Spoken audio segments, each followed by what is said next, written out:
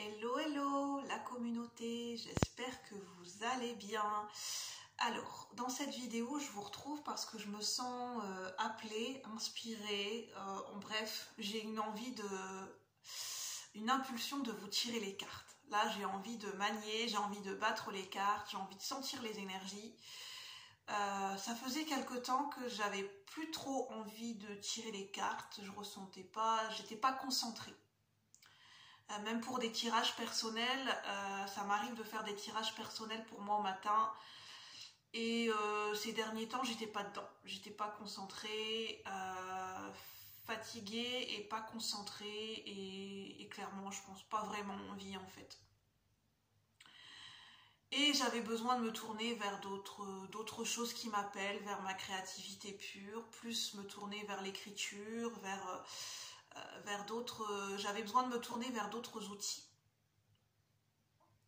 Donc là, je me sens appelée à voir, à visualiser, à percevoir et à ressentir les énergies qui nous accompagnent actuellement pour le mois de décembre, pour cette mi-décembre jusque fin décembre. C'est ce que je perçois de mi-décembre jusque fin décembre, éventuellement la transition, l'amorce début janvier, mais vraiment, vraiment le tout début janvier. Ça sera plus les énergies de cette mi-décembre. Au niveau collectif et général, donc ça ne pourra pas parler à tout le monde, donc prenez uniquement ce qui résonne.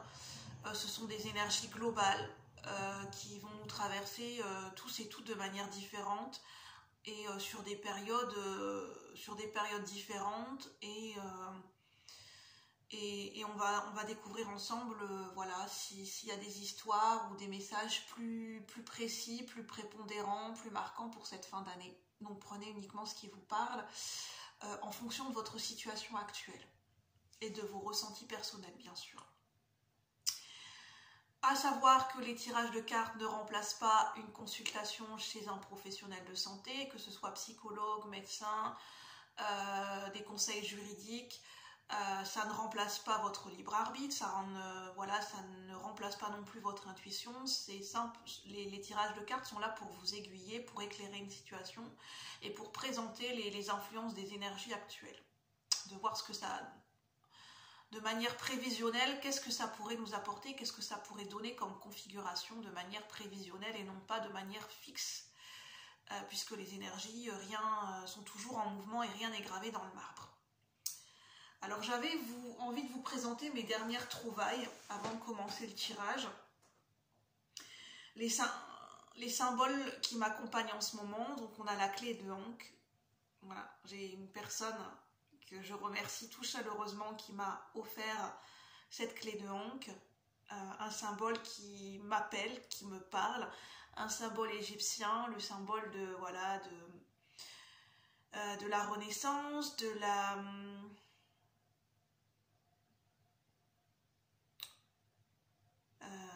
ça ne me revient pas, mais c'est un symbole égyptien, le symbole notamment d'Isis, la clé de Ankh, on la voit beaucoup avec la déesse Isis.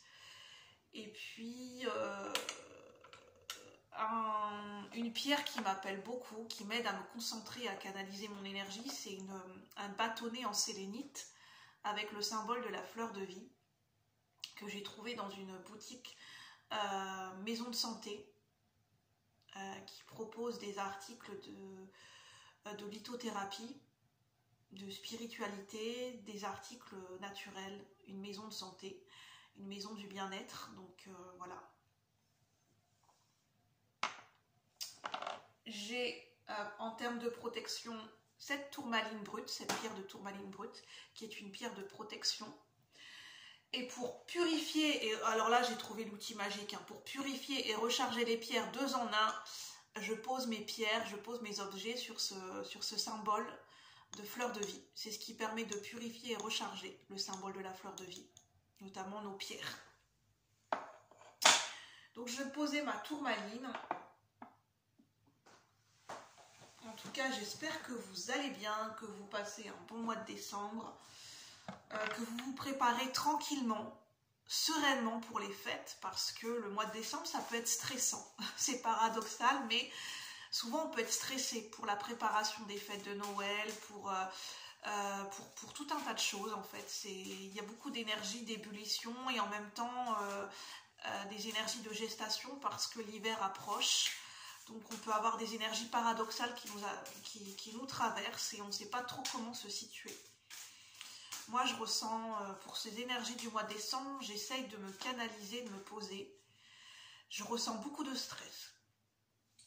Parce que beaucoup d'envie, l'envie de bien faire, c'est surtout ça chez moi en ce moment, c'est l'envie d'avancer, l'envie d'avoir envie, l'envie de bien faire, l'envie de concrétiser, c'est beaucoup de projections, beaucoup d'envie, l'envie de réussir,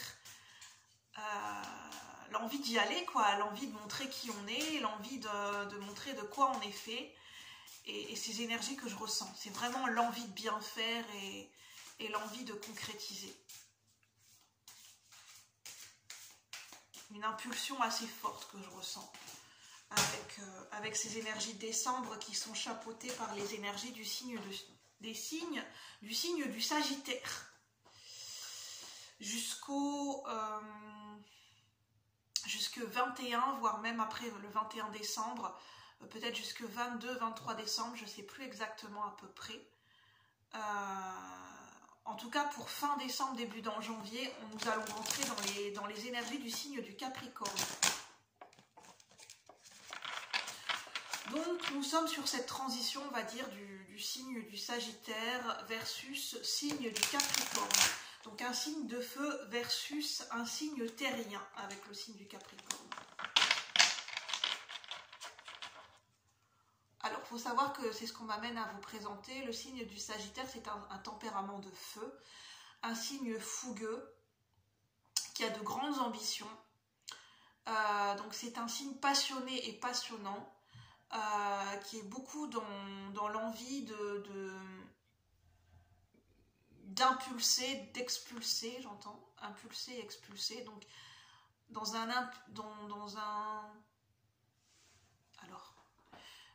inspire et dans un expire, dans une impulsion et une expulsion. Donc on est vraiment dans le fait de rayonner et d'expulser et d'impulser quelque chose qui vient de l'intérieur de nous, une impulsion, une passion, et de l'expulser, de le rayonner et de l'expandre à l'extérieur de nous. Donc on est vraiment sur ces énergies d'intériorité vers l'extériorité, vers la matière.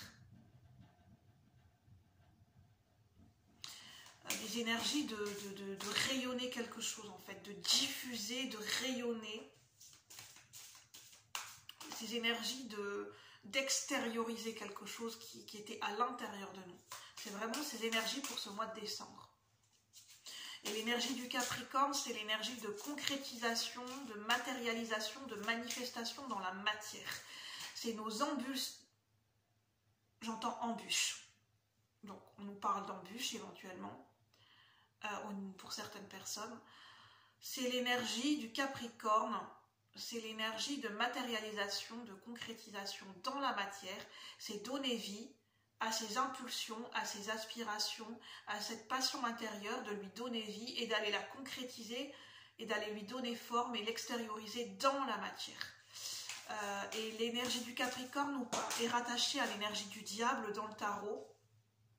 L'énergie du diable, c'est les passions, les aspirations profondes et passionnées, les pulsions de concrétisation, les pulsions notamment liées à des ambitions.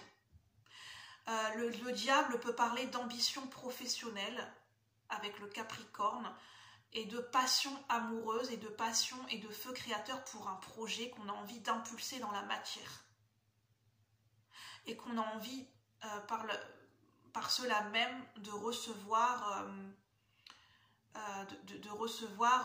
des profits, des bienfaits financiers, des apports financiers. Ça nous parle d'abondance, de cette envie, de cette ambition de recevoir de l'abondance financière de par cette concrétisation de projet. Ça nous parle beaucoup d'ambition. Entre le Sagittaire couplé avec le Capricorne me parle beaucoup d'ambition à faire naître dans la matière. tout cas, c'est ce que je canalise et ce que je ressens en clairsentience et en clairaudience. Avec le tarot de la sorcière, donc je vais vous présenter les jeux que j'ai présélectionnés. Désolée si je bégaye, j'ai du mal à trouver mes mots, ça m'arrive dans les énergies. Le tarot akashique. Après, je ne sais pas si Mercure, où se situe Mercure, et s'il est rétrograde ou il est repassé direct. Parce que généralement, quand on a des difficultés de communication, ça peut être lié à où se situe la planète Mercure dans votre thème natal. Donc ça pourrait être bien, si ça vous intéresse, de voir sur votre thème natal, votre thème astral, actuellement où se situe la planète Mercure pour vous et dans quel signe par rapport à la communication. Le tarot akashique éventuellement. Et puis le tarot des flammes jumelles et un jeu Dixit. Donc je vais voir ce que je vais prendre pour les énergies actuelles. Alors, pour ce mois de décembre, au niveau collectif et général, pour le collectif de la chaîne, quelles sont les énergies qui nous traversent actuellement? Quelles sont les énergies? Je vais mettre ma pierre de protection devant moi parce que je pense que j'en ai besoin pour me sentir bien entourée, bien accompagnée des énergies. Alors, quelles sont les énergies qui nous accompagnent pour ce mois de décembre au niveau collectif et général? S'il vous plaît, les guides. Pour le collectif de la chaîne, pour ceux qui résonnent avec ces énergies. Quelles sont les énergies actuelles et pour le mois de décembre qui nous accompagnent? Quelles sont les énergies qui nous accompagnent pour le mois de décembre? Qu'est-ce qu'on veut bien nous dire? On a la reine de feu, reine de bâton.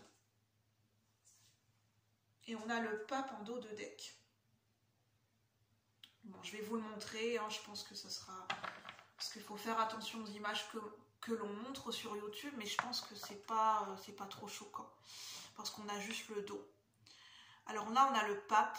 Alors le pape, il est très particulier, le pape, dans ce tarot de... En fait, le tarot de la sorcière, c'est un tarot de Marseille qui est revisité. Et là, le pape, qui est un arcane majeur, est représenté en fait par un dos nu. Et ça, en fait, pour moi, ça a un lien avec Hippocrate, avec le serment d'Hippocrate, avec la médecine, le corps humain. Ça a un lien beaucoup avec la matière, la chair, le corps humain. Le pape, là, nous parle beaucoup d'incarnation, d'expérimentation. En fait, le pape, dans ce tarot de Marseille revisité, c'est retirer des leçons de la sagesse grâce à nos expériences humaines dans la matière. Que la sagesse naît de la compréhension de nos expériences dans la matière. Ça passe par l'incarnation. Ça se passe par le fait de vivre complètement et pleinement notre incarnation terrestre. C'est ça que ça veut nous dire par rapport à ces énergies. Donc ça nous parle d'ancrage, de force d'ancrage, de sagesse, d'expérimentation sur le plan de la matière et dans notre incarnation terrestre, en vivant pleinement notre vie, en étant ancré dans notre corps et dans le moment présent. De vivre pleinement notre vie dans le moment présent et dans la pleine conscience de nos actes, de nos choix et de qui l'on est à chaque instant de nos vies. Alors, on a la reine de feu, qui est la reine de bâton. Alors, la reine de bâton est très reliée aux énergies de créativité, d'impulsion. Je parlais d'impulser des énergies, de passion, d'ambition, et pour aller les concrétiser dans la matière par la suite. Donc là, c'est très lié, ça fait le lien avec cette énergie de créativité qui est dégagée par cette énergie de reine de feu. Créativité. Le pilier, le point central, c'est la créativité. Alors la créativité, c'est une énergie qui peut parler de façon différente pour nous tous. La créativité, elle passe par différentes formes, par différents moyens, par différentes formes d'expression. La créativité, c'est un moyen, c'est un outil, c'est un canal qui peut prendre différentes formes dans la matière. C'est ça qu'on veut nous dire. La créativité, c'est quelque chose qui naît dans l'impulsion du moment présent et dans le mouvement. En fait, la créativité, elle naît, elle s'expanse et elle vit dans le mouvement, dans des énergies de mouvement continu. En fait, c'est toujours en mouvement constant. La créativité, c'est quelque chose qui naît, qui s'exprime, qui s'imprime et qui continue à vivre dans un mouvement perpétuel de cycle. La créativité, c'est quelque chose de cyclique. C'est lié à notre propre rythme intérieur et à nos propres cycles naturels. Des cycles de mort, de renaissance, des cycles de fin, des cycles de recommencement, des cycles de pause aussi. Excusez-moi, j'ai un message, donc je vais faire ignorer sur le téléphone, parce que ça me perturbe.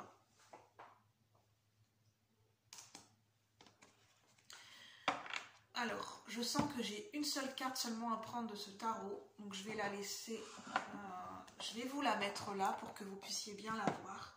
Alors, c'est une reine de feu, une reine de bâton qui est très particulière en représentation, puisque c'est on voit une dame âgée, enfin une femme d'un certain âge, on va dire. Donc ça nous parle de sagesse, de maturité au niveau d'un féminin sacré qui est accompli. Ça nous parle d'une énergie féminine sacrée en nous, la polarité du féminin sacré qui est accompli, qui est abouti. Alors qu'est-ce que c'est que le féminin sacré? C'est l'énergie de réceptivité, de sensibilité, d'intuition, d'amour et de gestation. Et là, c'est une énergie qui est aboutie, qui est mature, qui est arrivée à son terme. Et qui peut être transmis, qui peut être véhiculé, qui peut être concrétisé dans un projet, dans la matière. Toute forme de projet. Ça peut être projet de vie, ça peut être projet de couple, projet familial, projet professionnel, projet personnel, projet de voyage. Ça peut être toutes sortes de projets qui va naître de cette créativité et de cette énergie du féminin sacré qui est abouti, accompli et qui est arrivé à un certain stade de maturité. Et qui peut naître dans la matière, puisqu'on arrive à une fin de gestation avec la reine de bâton. La reine de bâton, c'est celle qui impulse les projets dans la matière. C'est celle qui va impulser et qui va donner vie à cette créativité dans la matière en lui donnant une forme.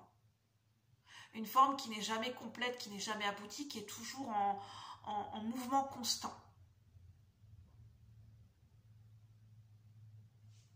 Alors, je vais prendre d'autres messages avec le tarot des flammes jumelles de Géraldine Garance, illustration de Bénédicte Gonzalez. Je ressens dans les énergies des difficultés de communication. Les mots ont du mal à passer, enfin voilà. Pourquoi? Parce que la connexion avec notre connexion intérieure, la connexion avec nos idées, nos inspirations, qui se relaie avec notre mental et notre capacité à poser les mots, à réfléchir et à exprimer nos pensées, la connexion peut être, en ce moment, peut être un peu entrecoupée et moins fluide que d'habitude.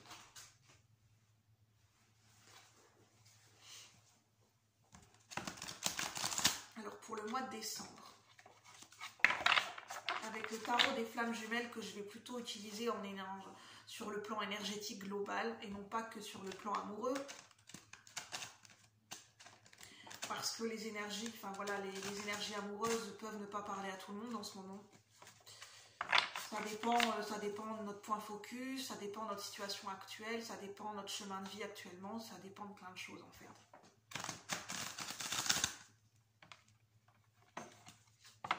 Et ça dépend surtout de notre intention et sur ce sur quoi on est focalisé en ce moment.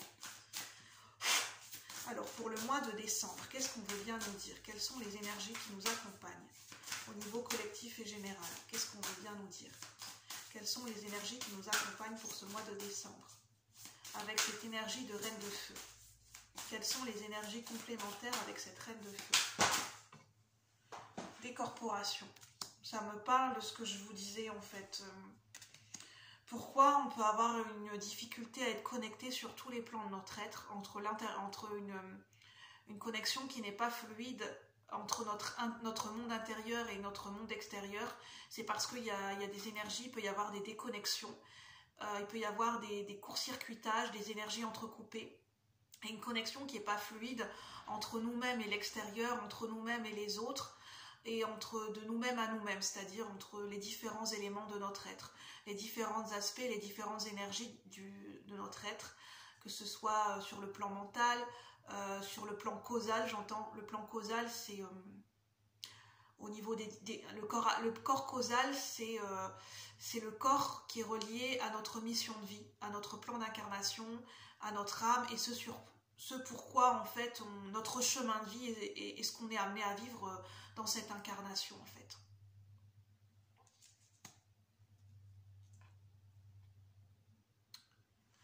Donc en fait il y a des énergies où le plan causal est le plus mis en avant, c'est ce que j'entends.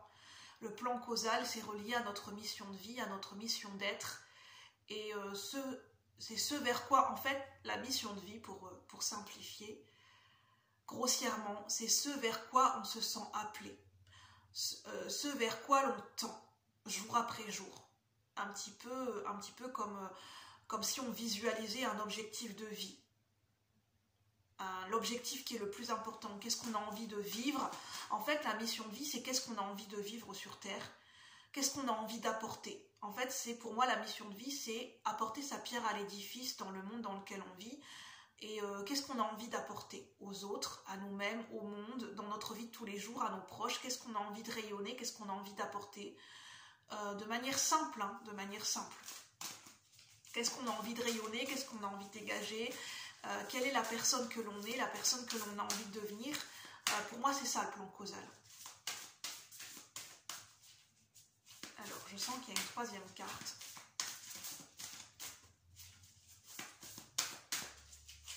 Alors là, on nous parle de connexion avec nous-mêmes, on nous parle de plan causal et on nous parle beaucoup de la créativité et des projets à impulser avec la Reine de Feu. On nous parle d'un féminin sacré qui est prêt à s'expandre dans la matière. Dans des projets notamment.